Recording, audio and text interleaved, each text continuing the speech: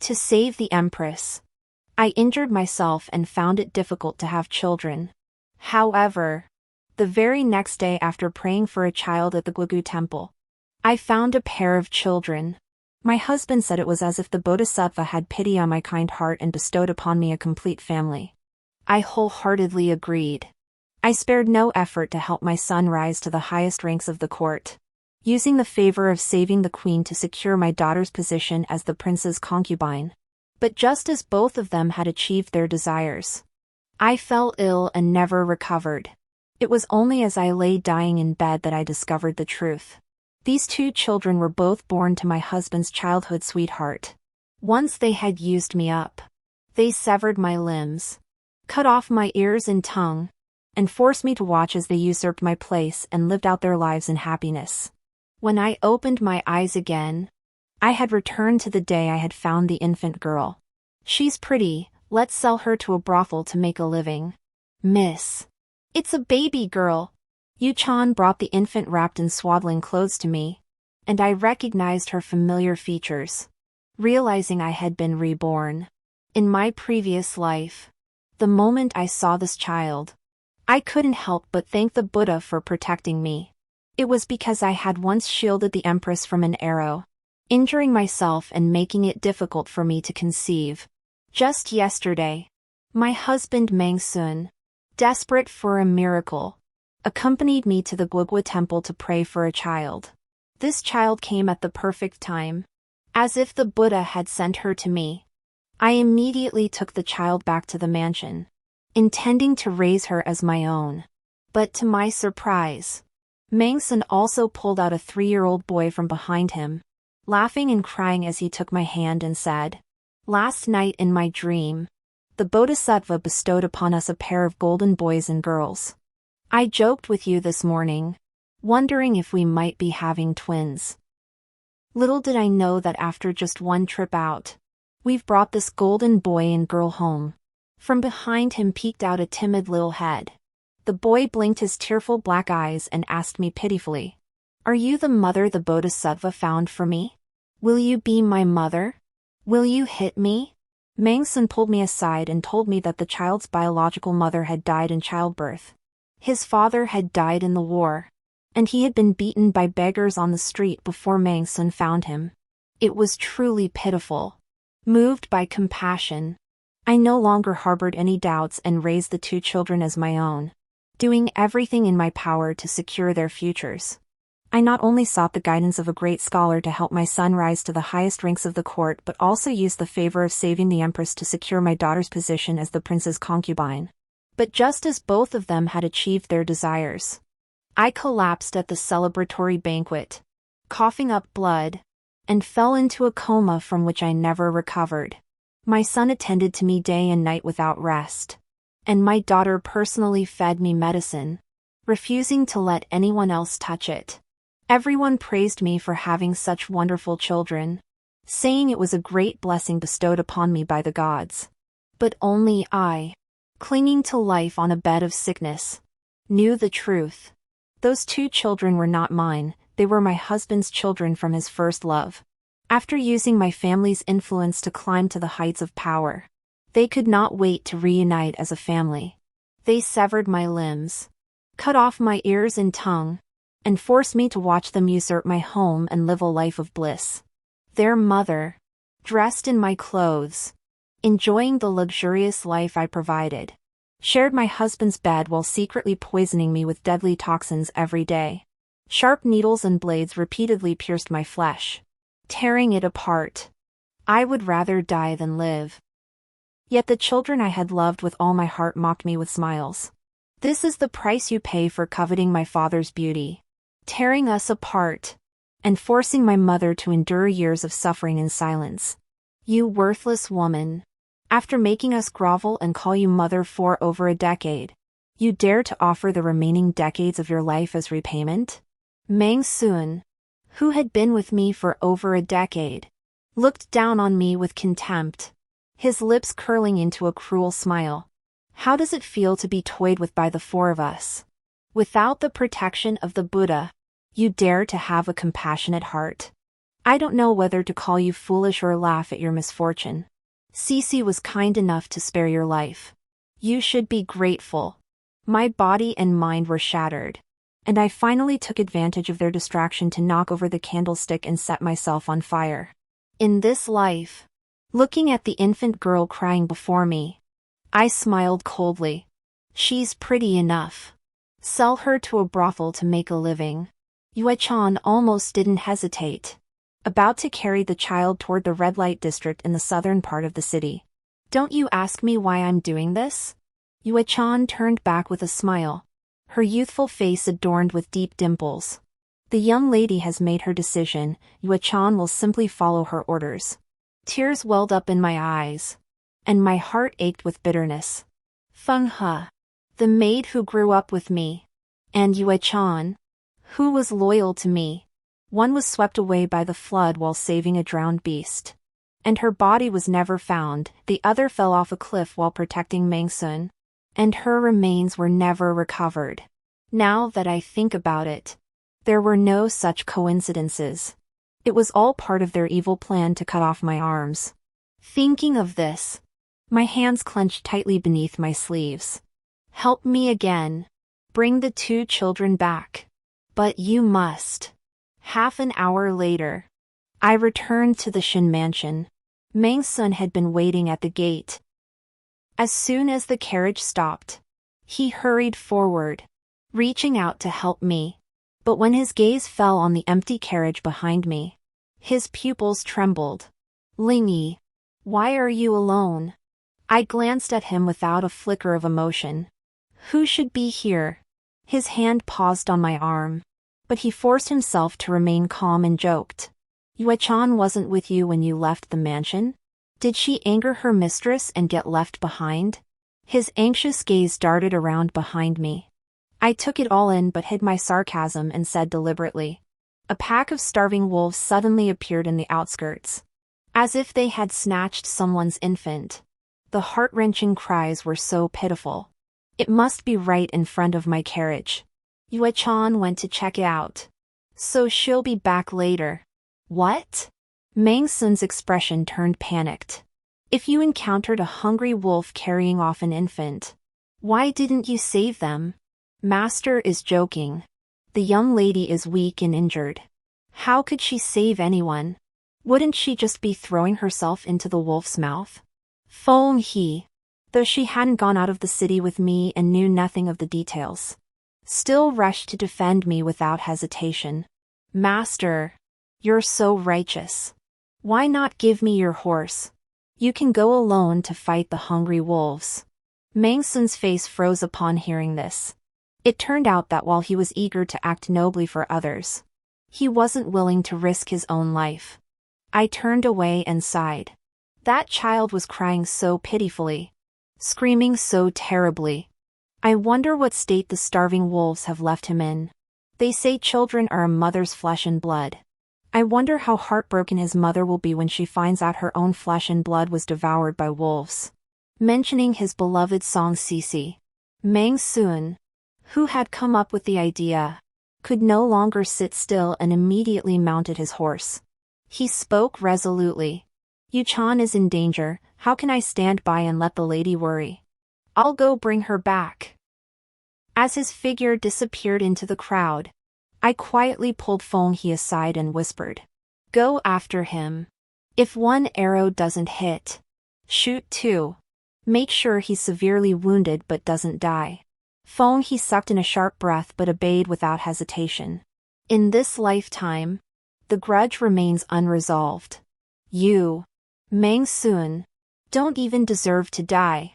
Feng He's archery was unmatched, and she fired 3 arrows at Mangsun, forcing him to flee in panic. He was still struck by an arrow through the chest, rolling down the hillside and breaking his leg.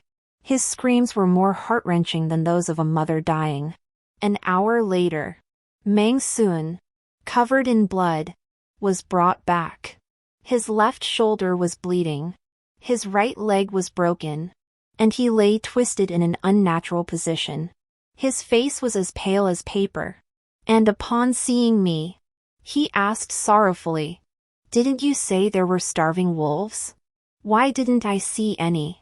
Yu-chan, holding the infant, looked bewildered. What? Did you, like the young lady, feel compelled to help a stranger in need? But you arrived too late. I saved the child. Why didn't you say so sooner? I almost got killed by those bandits.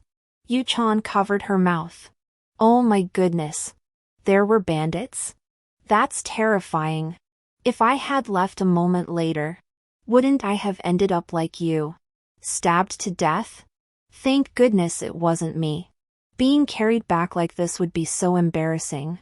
Every word she spoke cut deep into his heart.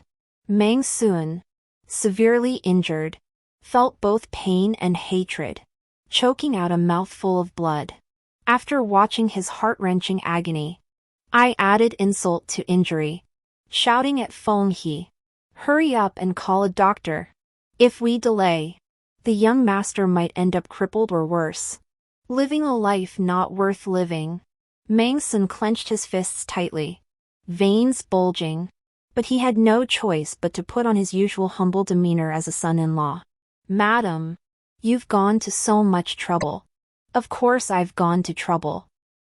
This doctor had been arranged by me before Mang Sun left the city, costing me 1,000 taels of silver, all to make Mang Sun taste the agony of having his bones scraped and flesh cut from his body, just as I had done to him in my previous life.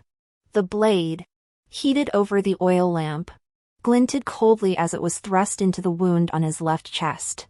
With a deafening scream, the doctor's eyes darkened, and he stirred vigorously inside the wound. "It hurts. It hurts so much. I can't stand it. Minister Mang, please bear with it. It's not that I won't give you any anesthetic, but the arrow is too deep, and I can only rely on my experience and your reactions to guess its location and remove it accurately without damaging your internal organs. Husband, please bear with it. I wouldn't want to harm you. It's better to endure the pain for a moment than to be disabled and looked down upon by others for the rest of your life." Feng He smirked and said, "You're a grown man. You won't cry and beg for your life just because you see a little blood, will you?" We were so in sync, taking turns speaking, leaving Mang Sun speechless. Beads of sweat rolled down Mang Sun's forehead. He bit his lips until they bled, but eventually, unable to endure the pain any longer, he fainted. I watched with satisfaction, tapping my teacup lightly and coldly saying without looking up, "Wake him up and continue treating his leg." "I'll do it," Feng He volunteered, slapping him hard across the face several times. And Mang Sun finally came to. As their eyes met, Feng He grinned. "Sir, it's time to cut open the flesh and set the bones. You can sleep later." A long, sharp knife and a hammer and pliers as thick as an arm were laid out before him. The executioner, who would soon be cutting up a condemned prisoner, smiled grimly. "Minister Mang, don't worry. We'll take it one step at a time." The screams rang out one after another as the sharp knife cut into the flesh. I leisurely held the bird's nest soup. And with 2 young maids, we ate a large bowl while listening to the screams. That night, the screams continued until dawn. For the scholar Mang Sun, it was a torment worse than death. The doctor followed my instructions and healed his wounds. However, though his right leg was saved, it could no longer bear any weight. The wind would cause it to ache, and rain felt like 100 ants gnawing at it. He would endure this agony every time the weather changed for the rest of his life. But this was the price paid for his flesh and blood, and he accepted it willingly. The first thing he did upon opening his eyes was to recognize the infant girl saved by Yu-chan as his own daughter. And he sighed deeply in relief. This child is as pure and lovely as jade. It was worth risking my life to save her. It must be fate. But that was not enough. He impatiently had the boy from his previous life brought before me. "Do you remember the dream I told you about that day? This child is an orphan I found. And it was right after I dreamed of the Bodhisattva sending me a child. You said it was a gift from heaven. Didn't you? Mangsun knew I was unable to have children. Yet he willingly became a son-in-law of the Shen family, vowing to spend his life by my side. The world believed he loved me deeply. But I had lived a lifetime. How could I not know the resolve of that poor scholar who relied on marrying into a childless family to climb to the pinnacle of life? In a previous life, he had used the story of the Bodhisattva's dream to raise a pair of children and bring them to me. But in this life, aren't they the golden boy and girl you're talking about? Yu Chan held the boy's hand and looked at Mangsun, who was grinning triumphantly, with a blank expression. That's your golden boy. And what am I? The boy Yu Chan had brought was the youngest top scholar of the great Chu dynasty, who had become famous at a young age but had a tragic fate. I had only met him once. Before the imperial examination, I gave him my extra knee pads and told him that he was destined to walk alone among wolves and tigers, and that jealousy and isolation were not stars, but the bright moon and scorching sun. Alas! Those few words of encouragement for his extraordinary talent were etched deeply in his heart. When I was imprisoned in the backyard, suffering a life worse than death, he sensed something amiss and boldly entered the Shen mansion, holding the knee pads and insisting on seeing me alive, claiming he must return them to me personally. Unable to see me, he sent men to climb the walls to rescue me, but they were caught on the spot. At that time, the Mangsun father and son had already seized absolute power. A once proud top scholar was demoted to Hainan Island by a series of impeachment petitions, exiled to a remote place where he could never return to the capital. That child is now only 4 or 5 years old, yet he already possesses a dignified and composed demeanor. Facing Mangsun's stunned expression, I took the child's small hand and spoke softly. The Buddha has sent me this son. He is exactly as I dreamed. He couldn't hide the joy in his brows, and a blush as delicate as autumn water lilies bloomed on his slender cheeks.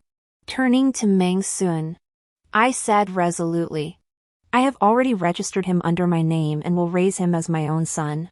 With my father deceased and no siblings remaining, the vast Shen family must eventually choose an heir. Rather than letting him fall into the hands of the treacherous Meng family, it would be better to give him to this kind-hearted child before me. Mangsun grew anxious. But we know nothing about his background. How can you simply pick up a stranger and make him the legitimate heir of the Meng family? Who said he's your legitimate son? He bears the Shen surname and has been entered into the Shen family registry. He is now a member of the Shen family. By the way, the child behind you, aren't you planning to raise him?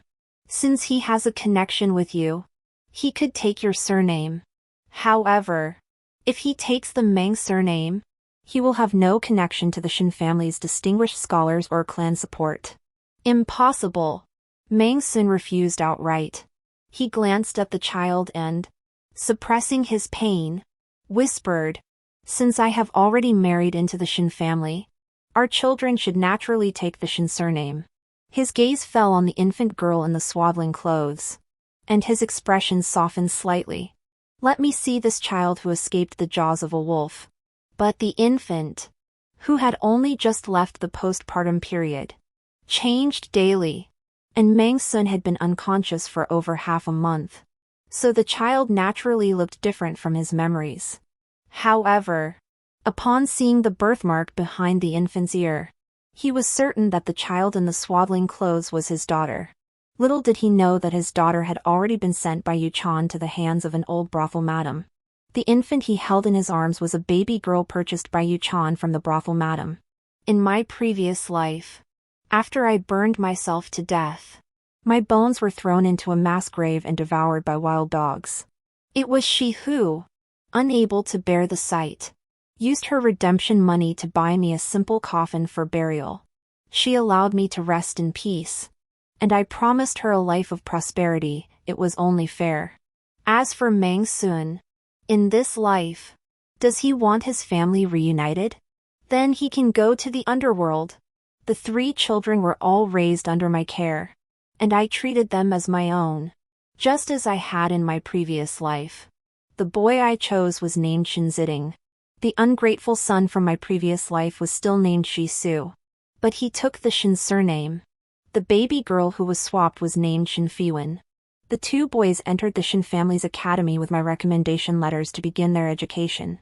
The youngest, Fiwen, is still in swaddling clothes and cannot be separated from her wet nurse. Mang Sun, dragging his crippled leg, impatiently pushed his childhood sweetheart toward the Shin mansion. Fiwen is precisely at the age when she needs a wet nurse's careful care. Having an extra wet nurse wouldn't be a burden. Song Yang was recommended by a classmate. She's practically family. Entrusting the child to her will give both of us peace of mind. Knowing my soft heart, he sighed pitifully in front of me. She is also a pitiful person. Her husband died tragically. Her child died young. And she is now alone and helpless, with no one to rely on. If she doesn't find a good family to work for, she will likely be sold by her stepmother to an old widower as a second wife. Song Sisi was dressed in a coarse, faded cotton robe, her face as pale as paper, with no trace of color. Even her black hair was neatly tied back with a single wooden hairpin. She stood quietly behind Mang Sun, too timid to even lift her head. In my previous life, we were deceived by her pitiful appearance and allowed her into the mansion, where she spent her days poisoning the eyes and ears of those who looked down on her. My hatred grew with each passing day, until I ended up in a miserable state, wishing I had never been born. This time, I raised an eyebrow, sighed, and left her behind. She's also a tragic soul, though the mansion isn't short of hands. I simply can't bear to see others suffer. I see you're honest and hardworking. The stable needs someone to clean the manure. Go there. Song Sisi suddenly looked up, her face ashen, as if she had been deeply insulted. Mang Sun, feeling pity, defended her. Shin Lingyi, how can you humiliate someone like that? Though I'm a son-in-law by marriage, I'm still a man. Why look down on me and make things difficult for the person I recommended to you? She's just a weak woman, you're making her clean horse manure. In the past, whenever he complained about his status as a son-in-law by marriage, whether it was for his sake or out of marital affection, I would always step back a bit. But this time, I looked at him coldly and said nothing. Fong, he sneered. What's wrong? A beggar complaining about stale bread? They say you're about to be sold to an old man to clean his excrement. And you're complaining about the dirty work? If the old man's shit smells good, let her go sweep it up. Our young Mrs. Kindness won't amount to anything in the end. This so-called good person is better off not being one. Don't keep bringing up the fact that you're a son-in-law. Weren't you the one begging on your knees to marry into this family? Our young miss is as beautiful as the moon. Does she think she can't find a husband? I laughed lightly. You have a point. If Minister Meng feels that being a son-in-law is too much for you, I will give you a letter of divorce and you will be free. Mang Sun's body trembled, and he was about to say something, but Song Sisi stopped him. It's fine. As long as I have a job, I'm satisfied. Mang Sun was heartbroken, and Song Sisi's face was full of humiliation and resignation. Their eyes locked, drawing threads in the air, as if we, the bystanders, were all blind. In our previous lives, we must have been so blind that none of us noticed anything amiss. We thought that by entering the mansion, we could be close to the water and get the moon first. Not only manipulating a pair of children but also secretly indulging in an affair with Mang Sun? Little did we know that to kill someone, one must use the knife of family ties. Song Sisi's good fortune was yet to come. Shin Jishu, like his father Mang Sun, had a remarkable talent for studying. He could memorize a book after reading it 3 times and write characters properly after practicing for 2 days. Even his teacher praised him as a promising talent. Mang Sun was extremely proud and repeatedly spoke highly of him in front of me. Ji Su and Shi Ting are fundamentally different. He has exceptional talent and will surely achieve great things in the future. Ling Yi. Since you are cultivating the head of the Shin family, you should focus your efforts accordingly. This disciple of a great Confucian scholar can only be Shi Su. Shin Shi Ting stood quietly by.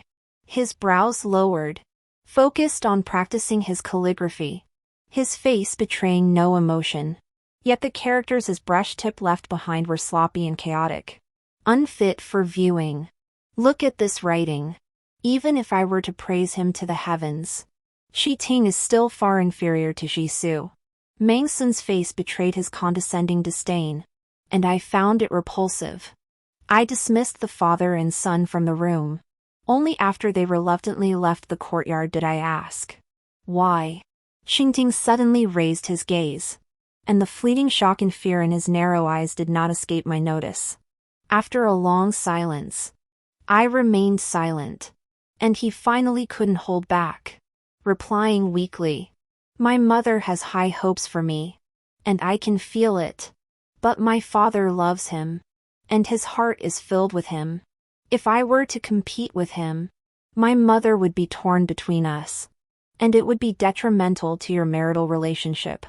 My mother has provided me with a life of luxury and given me an education to open my mind. I should be grateful for that. How could I let her be torn between us because of me?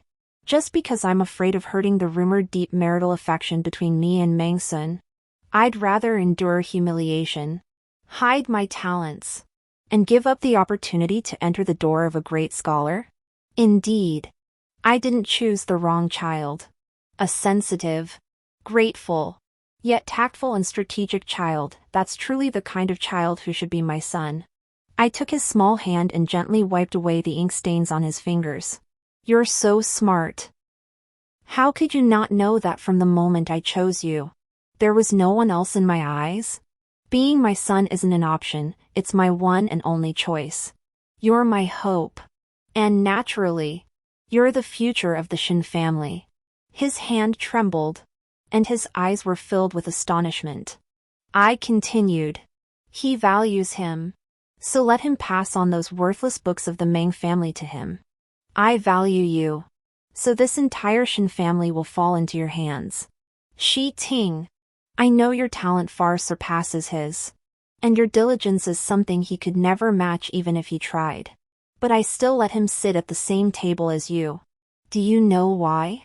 I want you to use your talent and diligence, bit by bit, to crush his self-respect, trample his pride, and reduce him to a worthless pile of mud. Shin Ziting's long eyelashes trembled slightly, his voice cold and indifferent. He is his own flesh and blood. His mother hates them and wants to take revenge on them at all costs. Right? Divorce is difficult, and it would harm the family's reputation. Without him, you would be forced to remarry into a high-ranking family and face a difficult life. Therefore, you want to lift me to the peak of the mountain and clear the path for me. See? I made the right choice.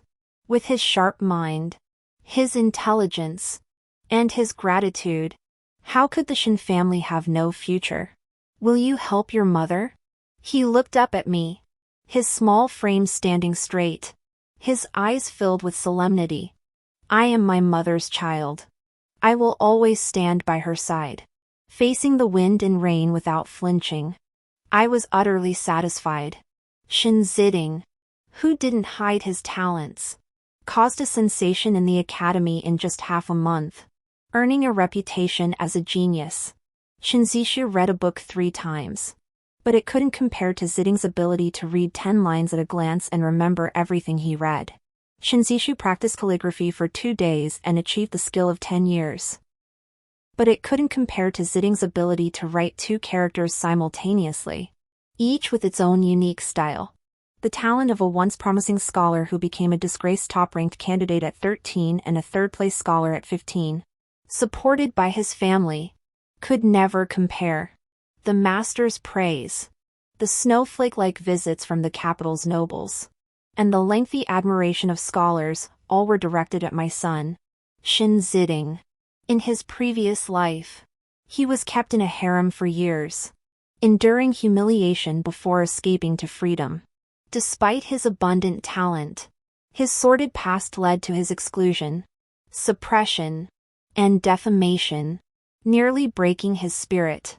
Now, having been praised by the empress and protected by the Shin family, he is sure to have a smooth path ahead, with a bright future.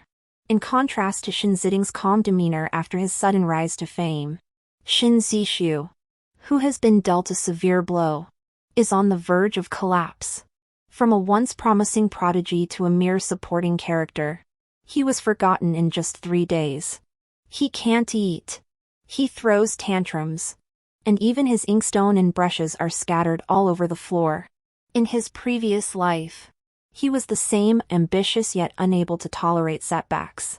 But I patiently persuaded him, accompanied him with care, pointed out his shortcomings bit by bit, and encouraged him to fill in the gaps, gradually helping him improve and achieve great success.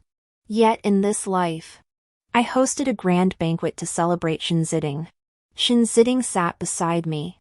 I served him food, and he poured wine for me. The scene was truly as harmonious as that of a mother and son deeply in love.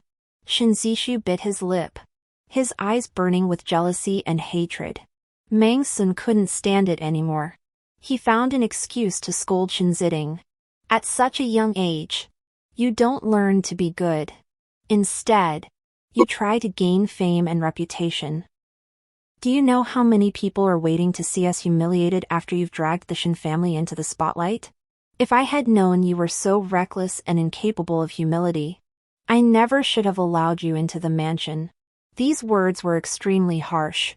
He was just short of pointing at Ziding's nose and accusing him of bringing trouble to the Shin family, telling him to leave. If it weren't for the fact that Shin Ziding already knew I treated him differently from others, he might have been utterly crushed by such sharp words in public. Heroes have always emerged in their youth. I don't think the eldest young master is so gifted and talented that he needs to grovel to survive.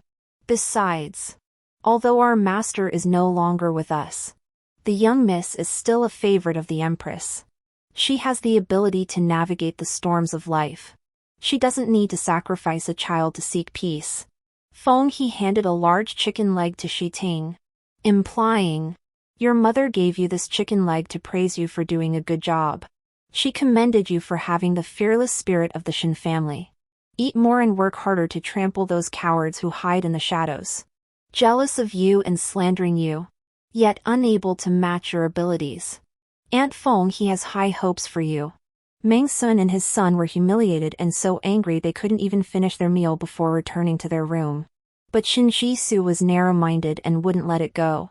After the banquet, as Shi Ting was returning to his room and passed by the lotus pond, Shin Jisoo, who had been hiding in the shadows, suddenly leaped out and collided fiercely with Shin Shi Ting. A loud splash echoed. Someone shouted, "The young master has fallen into the water." The courtyard was in chaos. Mang Sun arrived late, but before he could enter the courtyard, he hurriedly spoke. Jisoo didn't mean it. It's all Shin Ziding's fault for pushing him too hard. He knew everyone would compare him to Jisoo. Yet he left no room for his younger brother. That's not how an older brother should act. Jisoo is young, he just lost his temper for a moment. There was no ill intent. Besides, it's only the beginning of October, the autumn water isn't that cold. Don't let this create a rift between the brothers. He just drank some cold water. It's no big deal. He knows his lesson. Please don't be too harsh on him. He spoke eloquently, making his point clearly. I remained silent until he finished, then looked over his shoulder at Ziding standing under the corridor and smiled. Did you hear that? Your father said it's no big deal. Mang Sun turned around and looked as if he had been struck by lightning. How are you here? What about the one who fell into the water? He was suddenly startled. It was Jisoo who fell into the water. I smiled faintly. He just drank some cold water. It's no big deal. Why are you so panicked? He was speechless, caught by his own words. I had already seen Shin Jisoo's viciousness and malice in my previous life. So how could I not be prepared in this life? Therefore, When Shinshishu secretly went to see Song Sisi and was encouraged by her to take advantage of Shinziding's lack of preparedness to push him into the cold lake, and then throw a rock at him to injure his brain and turn him into useless trash. I knew about it immediately and made preparations. The moment Shinshishu struck, Shinziding, who had been prepared, dodged sideways and violently pushed him back into the pool. He fell directly onto the decorative rock. We watched him cry out in pain, scream in agony, and suffer his just deserts as he choked on the cold water. We watched from the shadows, reveling in his suffering, waiting until Shinshisu had had his fill of cold water and was half dead before letting Feng He shout that the young master had fallen into the water. The doctor shook his head regretfully. The young master broke a finger when he fell into the water. He may have difficulty writing in the future. Mang Sun staggered, glaring at Shinziding with murderous intent. It was you! It was Shinshisu himself. I coldly interrupted his anger. He hid in the shadows, failed to harm Ziding, and fell into the water himself. Everyone in the courtyard saw it. Do you still think I'm favoring Ziding? Since Yue Chan and Feng He learned of their past lives, our Shin family has treated the Mang family like caged beasts, adding fuel to the fire and tearing them apart until they were worthless. This is the son you chose? He has a wicked heart, harms his own brothers, and has no sense of loyalty. If he could repent, even if you gave him to me as a servant, I wouldn't take him. To compare him to Shi Ting? He isn't even worthy of tying his shoes. I spoke harshly, leaving no room for mercy. Behind the curtain, Shinshisu heard every word clearly. Mang Sun tried to defend himself, but Yu Chan laughed and said, if it weren't for the young lady sparing him for her husband's sake, this son who plotted to harm his own brother would be sent to the ancestral hall to be subjected to family punishment and expelled from the estate. Mang Sun and Shinshishu were like mute people eating bitter melon, unable to speak their minds. One was heartbroken but dared not strike at his son, whom he took pride in. The other, deeply humiliated, cowered in the courtyard, pointed at by others, too frightened to even step outside, and within a few days had wasted away significantly. A family must share its hardships together. I naturally relayed every detail of Shinshisu's ordeal to his mother, so she could hear how her brilliant plan had turned her son into the object of ridicule and condemnation throughout the courtyard. He was just a foundling, an ungrateful wretch. The lady treated him so well, yet he dared to ruin the Shin family's future. It's not entirely his fault. The eldest master was also found on the street. To put it bluntly, he has something vile in his blood. No one can save him. He deserves it. After losing his fingers, he still wants to be a dragon among men. He's better off as useless trash, lying in bed like a dead dog, pretending to be pitiful. Who would even look at him? Karma. He tried to harm others and was punished by heaven. Song Sisi, crouched in the stable, plugging her nose while shoveling horse manure, stumbled and nearly fell to the ground. The two old maids exchanged a knowing glance and left together. That night, Song Sisi sneaked into Shinzishu's courtyard, intending to show maternal love and warmth, and to secretly apply eye ointment as a cunning plan. But as her hand pushed open the door, the torches in the courtyard suddenly lit up. The head maid sneered. No wonder things keep disappearing from the young master's courtyard. It turns out the mansion is harboring a thief who cleans horse dung. Grab her! Song Sisi was terrified.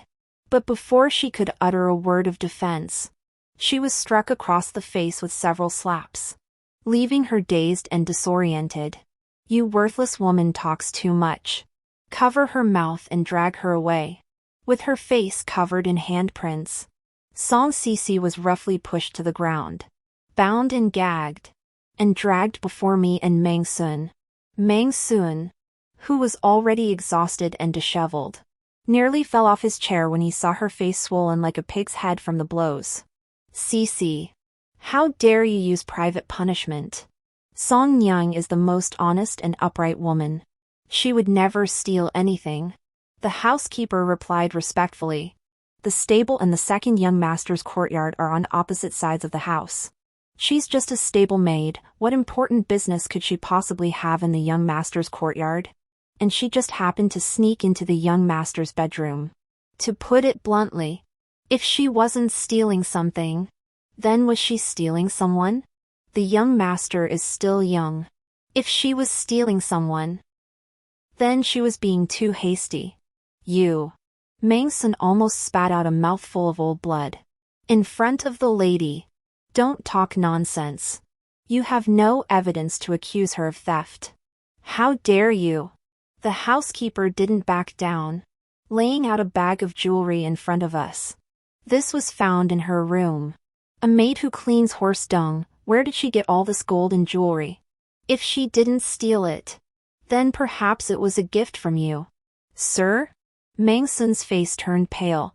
The jewelry was indeed a gift from him, as an apology for the 10 lashes. But now, he dared not admit it under any circumstances. He only regretted that Song Sisi had not hidden it well enough, causing such trouble. Just this alone cannot prove she stole it. It might be money she saved for herself. Song Sisi, her mouth covered, nodded repeatedly. She even knelt down, pleading for mercy with a pitiful expression. But then, clang! As she knelt down, the most expensive inkstone from Shinji Su's desk fell out of her embrace. Everyone was stunned. The housekeeper, taking advantage of the chaos, quickly stuffed the inkstone into Song Sisi's embrace and exclaimed in surprise. Oh, is this inkstone also her personal possession? I laughed and said, this is the Duan inkstone gifted to me by the Minister of Right's wife. I received 2 in total, one for the eldest young master and one for the youngest. Who is she to deserve such a precious item? Mangsun was utterly shocked. I replied with a hint of amusement. I know you're caught between a rock and a hard place, but I don't want to be the one to offend her. Let's report this to the authorities. Under the law, no one will be wronged. This bag of jewelry can also be thoroughly investigated. No. Mangsun hurriedly stopped me. If we reported this to the authorities, Song Sisi's fake identity would be exposed. If the authorities investigated further, her past with Mangsun would also be exposed. Their plans, their future, and the future of their children would all be ruined. Thinking of this, Mangsun made a decision. Considering that this is your first offense and that I personally recommended you, you will receive 10 strokes of the family rod. Do not make such a foolish mistake again and bring shame upon your family. Take her away. Song Sisi understood. She stopped struggling and said she knew she was wrong, willing to accept her punishment. Just as she was being dragged away, I stopped him and said, carry out the family punishment here, to serve as a warning to others, so that everyone knows that the Shin family is not a place without rules. He thought he could hide in the corner and get away with a few light blows. He was dreaming. Mangsun's lips trembled, and the fist hidden in his sleeve clenched tightly. Listen to the lady, watching each blow land on the body of the woman he loved most. Her delicate face pale and bloodless, tears streaming down her cheeks. It was heartbreaking. Mangsun forced himself to remain calm, despite the pain. Only his trembling lips betrayed the agony he was enduring. Does it hurt? Not enough. The pain of having my heart torn out, I will cut it out piece by piece, just like they did to us in our past lives. Shinzishi was recuperating and knew nothing about what had happened to Song Sisi. Mangsun, on the other hand, was busy. During the day, he accompanied Shinzishu, telling him stories from ancient texts to encourage him to cheer up and inspire him to pick up a pen with his left hand. Even if he couldn't match Shinziding, he had his own excuses. Genius is often short-lived. Who knows how long his success will last? He might not even live to see his coming-of-age ceremony. Besides, let him be strong. Life isn't about who's stronger in the moment, but who can laugh last. A mere child and a foolish woman, how could they be our opponents? My son. Cheer up. If you can write with your left hand as well as your right, you'll be a legend. What's there to worry about? With your father here, the Shin family and a bright future are all yours. Shin Sisi was greatly encouraged and truly began a new attempt with his left hand holding the brush. But by midnight, Mang Sun, who was staying in the study, quietly slipped over to Song Sisi and applied a precious golden ointment to her wound, whispering sweet nothings to her. As the wounds healed, the two couldn't resist their passion and began to engage in illicit acts right under my nose. When Feng He reported everything to me without missing a word, I felt sick to my stomach. The time has come. Not tomorrow, but tonight. Thus, that night, as the two were lost in passion, Song Sisi's courtyard suddenly burst into flames. When the servants from the neighboring house came to put out the fire, they saw two naked bodies entangled together. She screamed, "Someone is having an affair. Adulterers! Help!" Mang Sun was startled. Without thinking, he grabbed his clothes, covered his head, and knocked the person over, then fled in a hurry, leaving Song Sisi, who was half naked, behind. He was once again bound and dragged into my courtyard, assuming that Mang Sun had also tidied himself up. I said, after all, he was introduced by the son-in-law. Let's have him decide. But as soon as Mang Sun entered the door, one cold slap after another landed on Song Sisi's face, which was only covered by her undergarments. Speak! Who is the adulterer? How dare you commit such a shameful act in the Shin family? Bringing dishonor to our family? Do you not value your life? Hand over the adulterer, and I will spare your life. Song Sisi's tear-filled eyes turned toward Mang Sun. Slap! Don't think that appealing to your uncle will spare you. The crime of being drowned in a pig's cage is unforgivable. No one can save you. One slap after another landed on Mang Sun's face, like a 1,000-pound hammer, making every step he took excruciatingly painful. He dared not meet Song Sisi's gaze. As if his soul had been torn from his body, sitting motionless on the throne, I watched his evasions and suffering, then smiled faintly. Adultery is the pleasure of two people. It shouldn't end with one woman bearing all the consequences. If that adulterer is a man of honor, dare to step forward and take full responsibility, I'll spare him for his courage and give him a proper burial. I won't trouble Song Xiang, but she must be expelled from the estate. Husband, what do you think? Will that shameless man dare to step forward? Song Sisi looked at Mang Sun with hopeful eyes, waiting for him to save her. But Mang Sun only gave her a faint glance before withdrawing his gaze. I do not know. Song Sisi's hopes shattered in her eyes, and tears streamed down her face. She was like me in my previous life, unable to speak yet desperate to die, pleading, begging, and humbly waiting for a chance with the remnants of her past affection. But Mang Sun did not respond with even a single glance or gesture. Despair and pain engulfed Song Sisi like a tidal wave, and she collapsed to the ground, her lifeless eyes filled with nothing but sorrow. Death? I couldn't let them have what I had begged for in my previous life. I said again, after all, she was introduced by your husband. She's just being stubborn and refusing to reveal the identity of her lover. Why not hand her over to the authorities? Perhaps they'll find that Song Xiangxi was coerced and didn't act of her own free will. I can't let an innocent person die unjustly. No. Mang Sun was furious, his anger flaring at the mention of his interests. Meeting my surprised gaze, he explained, if such a scandal spreads, it will only bring shame upon the Shin family. Our two children are classmates with nobles, they cannot be tarnished by this. His pained gaze finally met that of Song Sisi, whose heart was as dead as ashes. Madame Song was introduced into the mansion by me. I beg you, for my sake, to spare her life. I suppressed a smile at the corner of my lips and coaxed him gently. Then, according to your opinion, what should be done? 30 lashes. Then expel her from the estate. I raised an eyebrow, leaned back in the armchair, and my gaze grew icy.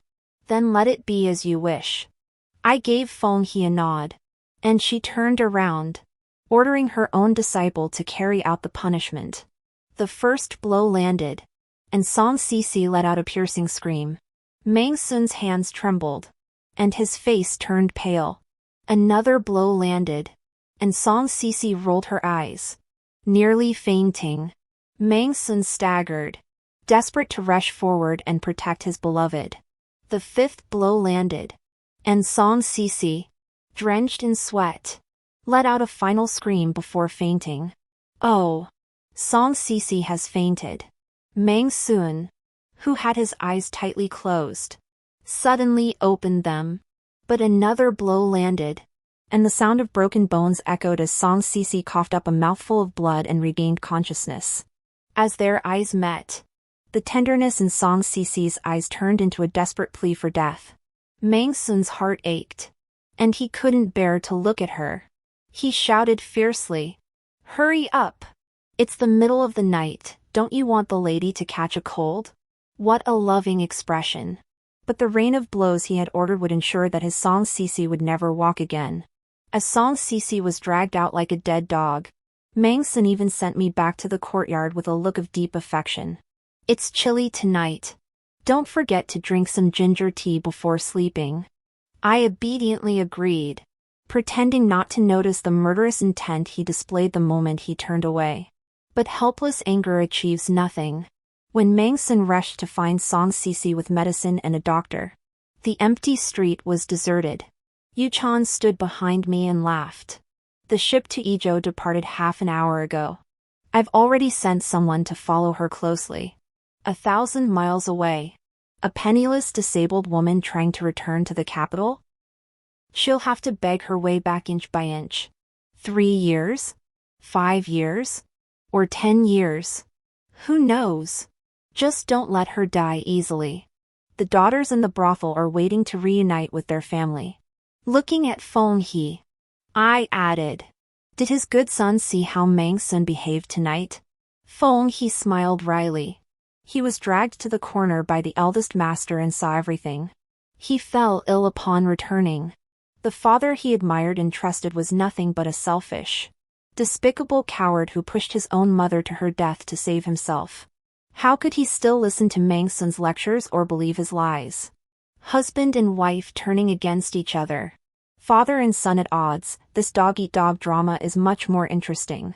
Meng Sun and Meng Jisoo both fell ill, lying listlessly in the courtyard, unable to eat or sleep. Spring melancholy? They didn't have the luxury of such leisure.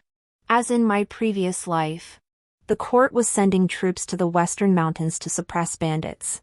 I pleaded with my uncles to recommend Meng Sun for the mission.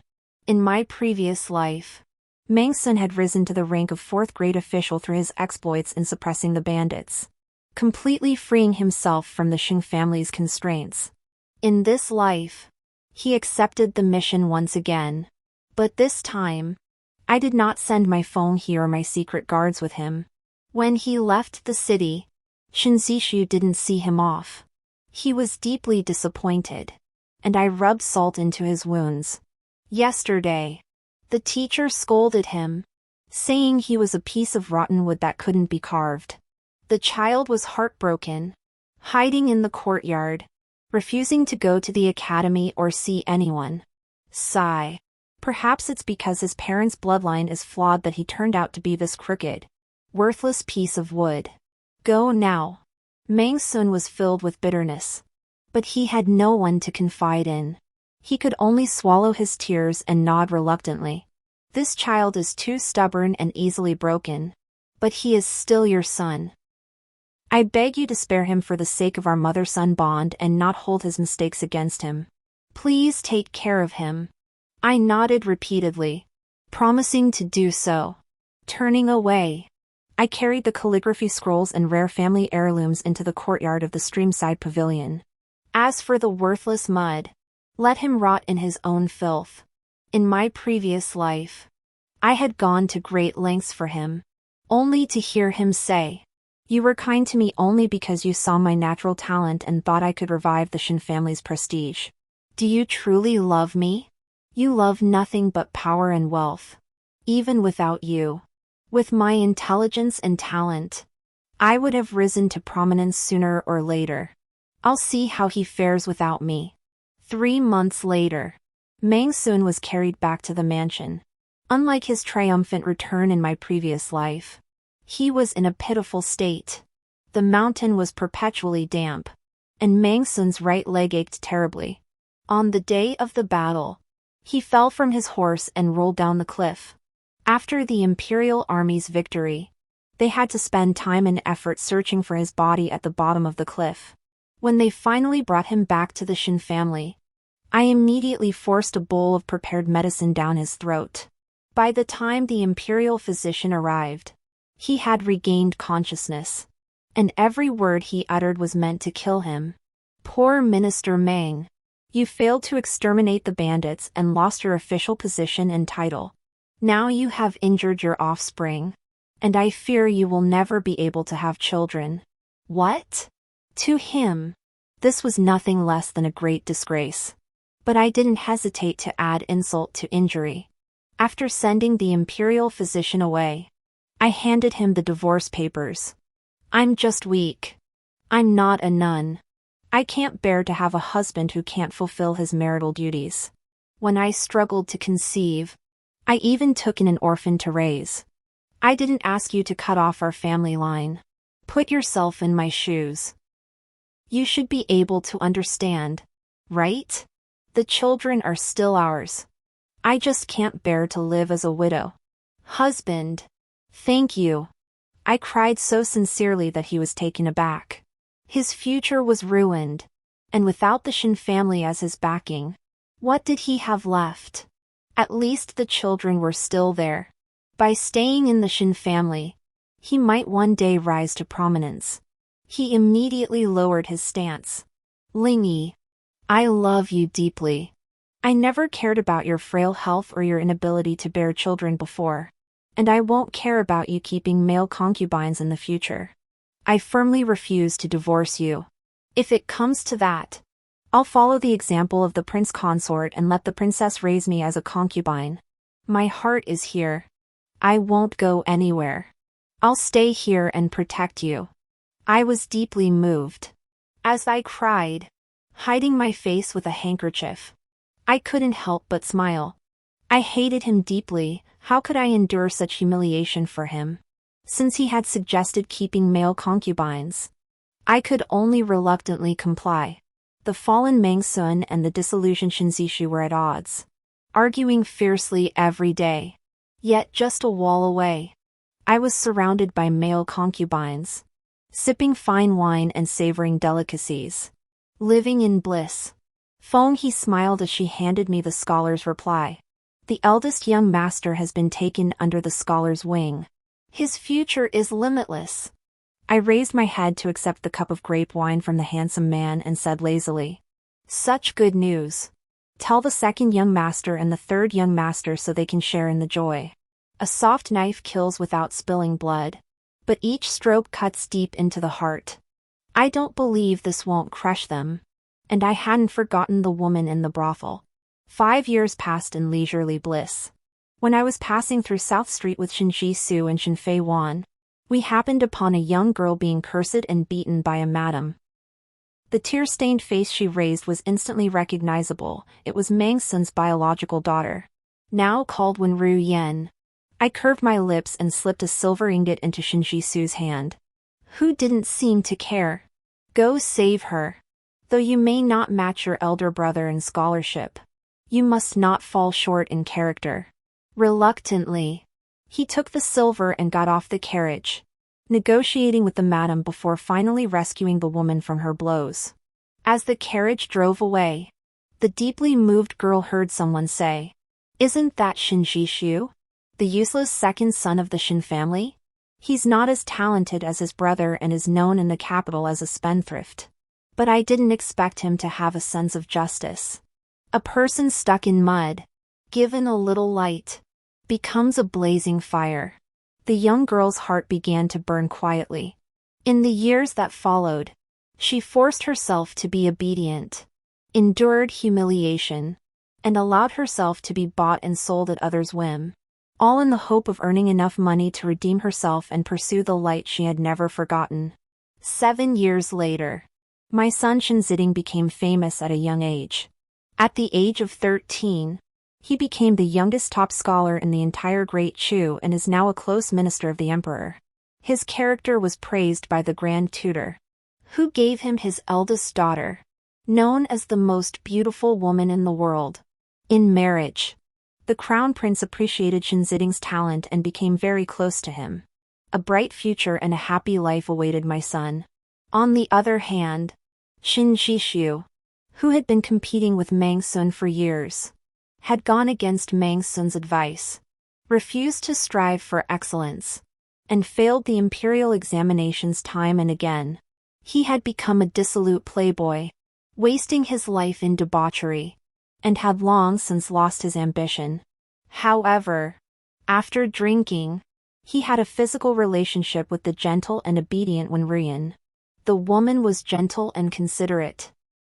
Understanding his frustrations and the difficulties of his situation, and she pitied him for not being understood. Her tolerance and understanding were like a gentle hand, soothing Shinji Su's frustration and disappointment. Therefore, when the woman became pregnant, Shinji Su did not hesitate to marry her. This enraged Mang Sun, who fought with him fiercely. With your mother around, even if you couldn't marry the daughter of the Grand Tutor, you could still marry a high-born maiden. Why settle for such a lowly woman? Shinshishu covered his swollen face and laughed. And then what? Live like you, crawling on your lover's blood and flesh like a dog, enduring humiliation for a lifetime? You've knelt for a lifetime. Do you want me to kneel for a lifetime too? Mang Sun was nearly driven to madness. Shin Fiwen, who had been granted to the crown prince as a concubine by the empress, spoke softly to him. Why bother getting angry with him? She's just a woman. If you marry her, so be it. Making such a scene will only make people laugh at us. When Mang Sun saw Shin Fiwen, who was dignified, composed, and exceptionally talented, he felt a little comforted. You're still my daughter. If he were half as obedient and understanding as you, he wouldn't have driven me to this. Fian lowered her eyes and remained silent, but the corners of her mouth curled into a mocking smile. She had been informed of her true origins by her elder brother long ago. She loved and protected me, grateful for my salvation and genuine affection, and had stood by us from the start. Acting out a false display of affection with Mang Sun and his son, she revealed every one of their father and son schemes and malicious plans to me and Ziding. In the end, Shin Zishu, with Fei Wan's help, married Wenrian as he had desired.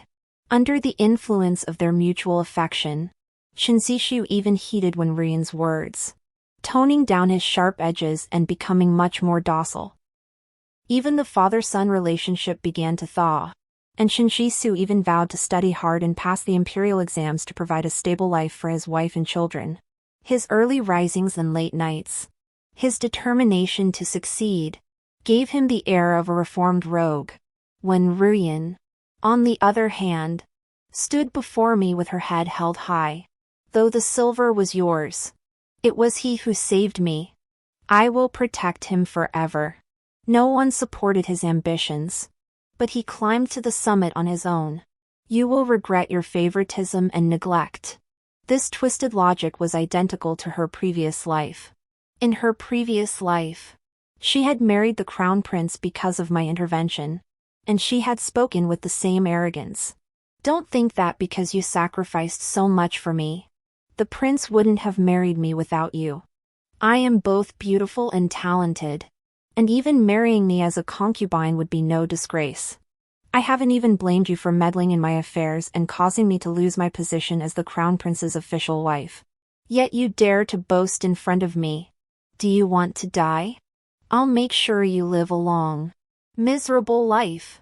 My gaze fell on her determined face. And I smiled lightly. Is that so? I'll wait and see. Until the moon cicada told me with a smile. That person is crawling back. I curved my lips. Let them reunite. Mangsun brought Shinji Su and Wenrian, who was 9 months pregnant, to a tea house for tea. As they left, filled with warmth, they locked eyes with a disheveled, filthy woman. Sun Gu. Mangsun staggered, then felt a mix of shock and joy. She? Is it really you? She? I've been searching for you so desperately. But when he saw her mangled legs, his joy froze on his lips. How could you end up like this? Where did you go back then? Why couldn't I find you no matter how hard I searched? Song Sisi wept uncontrollably but said, It's a long story. I heard that Jisoo got married and is about to become a father. Where is my Jisoo? Shin Jisoo slowly stepped forward, his face filled with pain, panic, and disbelief. Mother, you're still alive? Your mother is still alive. My dear child. Let me see my grandson. But when Wenrian slowly walked out, Song Sisi froze in her tracks. She looks exactly like my mother. Her gaze shifted downward, and when she saw the old perfume pouch at the other's waist, her expression froze. She grabbed Wenrian's arm and looked at the birthmark. Then she let out a heart-wrenching scream. How could it be you? This is our daughter. Ruju. Boom! Everyone was struck speechless, frozen in place. Mangsun asked desperately, How could you be my daughter? Tell me. Who are your parents? Wenrian was terrified, shaking her head frantically. I was found in the outskirts and sold to my mother. I have nothing else except this perfume pouch and the swaddling clothes. When she recounted every detail of the swaddling clothes and garments to the others, Song Sisi finally slapped Mangsun across the face with all her strength. You said to leave her at the carriage and run away. She would definitely bring her back to the mansion.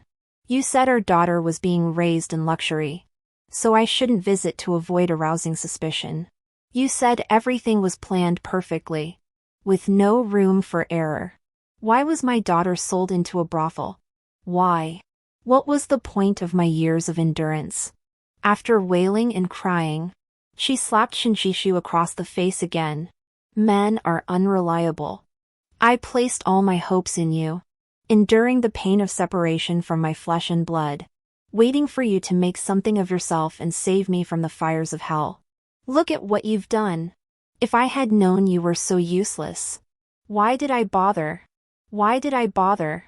Shinshisu had spent half his life in disappointment, and his only solace and comfort was Wenrian, who was thoughtful and considerate. They married in happiness, sharing their hearts with each other, believing they had found redemption in life. But this redemption turned out to be a poisonous pill coated in honey. She was his own sister. Shinshishu's last hope was shattered. He felt as though fate had dealt him a cruel blow, leaving him in agony, wishing he were dead.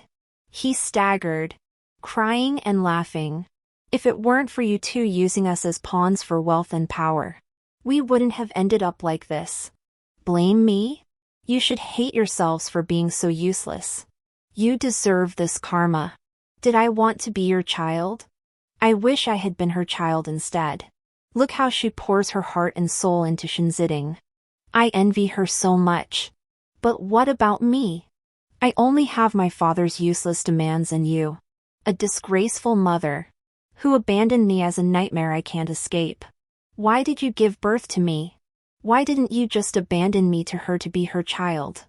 I'm so miserable, so tormented, so full of hatred. Song Sisi was startled and crawled over to grab his pant leg, ready to curse him. But Shin Zishu, who had gone mad, kicked him viciously in the chest, one kick after another, as if trampling on his wretched life. Die! Die! Go die! Why are you still clinging to me? If you hadn't come back, nothing would have happened. Why did you ruin my life? Why? Song Sisi was caught off guard by the sudden kicks, breaking several ribs and coughing up blood on the spot. When she was embraced by the shocked Mengsun, she still clutched his sleeve and said, "In this lifetime, I hate you most of all. It was you who separated me from my child. It was you who refused to accept mediocrity and chose to destroy our family. It was you who sacrificed all of us to save yourself. I hate you, and I wish you die a horrible death." After years of begging for food and enduring hardships, she had finally made her way to the capital, only to find her dreams shattered and no place to bury her body. Song Sisi coughed up blood until she died, her eyes wide open in defiance as she looked at Mengsun, who was clutching his chest and swaying on the verge of collapse. What should have been a family reunion, with happiness within reach, had suddenly turned into a family tragedy, reducing a lifetime of plans to nothing. Mengsun's heart was torn apart, and he couldn't help but cough up blood and fainted. Like Shin Shi Su, when Rian had also gone mad, she fell to the ground, and blood slowly seeped out from her lower body. She had been demanding food and luxury from the Shin family, using her status as the eldest granddaughter to force them to feed her, and the fetus she was carrying had grown too large. Suddenly going into labor, she encountered complications, and combined with her mental breakdown, she suffered a hemorrhage. Yao Yao exchanged a glance with me on the opposite floor. Her eyes lit up. "Mother, save me! I'm your daughter." It turned out she had returned at this moment. In my previous life, I loved her most. I showered her with fine clothes and food, and even my dowry was all for her. Every time she fell ill, I spared no effort to care for her, staying by her side day and night. Yet it was she who was the cruelest to me. It was she who severed my limbs and cut off my ears and tongue. In this world, there is always a time when debts are repaid. I silently formed 2 words with my fingers. Only I, clinging to life by a thread on the bed, knew it was all a lie. "The person is still here." She staggered, suddenly understanding it was all my scheme. To tear them apart, make them hate each other, and die a miserable death. That was my revenge. But before I could say more, she screamed in agony and died a gruesome death on the street, taking both of us with her. Mengsun finally woke up and looked at me in horror. You're back, aren't you? Did you come back to take revenge on me? You have such a cruel heart." "Oh, so you're back too. How does it feel to be treated like a dog by me, with your entire family being toyed with? After half a lifetime of planning, I finally orchestrated a miserable death for your entire family. Are you happy now? Without the protection of the Bodhisattva, you dare to imitate the wrathful Vajrapani. I don't know whether to call you useless or laughable." His body trembled, and he raised a trembling finger toward me. "You poisonous woman. You've driven me to this. I'll die with you." I held a wooden stick as thick as an arm and walked toward him step by step. "Is that so? Can you return the limbs you owe me from a past life first?" As the words fell, in his terror, I swung the wooden stick, thudding it onto his knee. "Does it hurt?" I felt that pain before. Another thud, this time on his other leg. Then, with 2 more fierce blows, I broke both his arms. Seeing him with hatred in his eyes, barely clinging to life, I imitated him. "I am the kindest person. Of course, I will spare your life. Since you are infected with a serious disease that can spread to others, I will move you to an abandoned courtyard to be kept there." I had already built a small wooden hut there that was only big enough for 1 person to lie down in. I tied him up like a dog and kept him there for the rest of his life, where he had to eat, drink, and relieve himself. He spent every day thinking about his family who had died a tragic death, unable to live or die. How torturous that must have been. Shinshishu had injured someone's life, And when the Ministry of Justice questioned my son, Minister Shin, he smiled coldly and said, "The emperor is the ruler of the land. The emperor breaks the law and is subject to the same punishment as the common people." The mad Shinshi was sentenced to exile. Once the pride of the heavens, he spent his life shackled in chains, his hunched back beaten, trampled, and humiliated, a fate worse than death. And I, with my son holding a high position in the cabinet, my daughter as the prince's favorite concubine, and myself surrounded by male favorites, envied by the world. Who could be more carefree than me? Life is noisy and chaotic. May you always retain your kindness at heart, yet never lose the sharpness to protect yourself. End.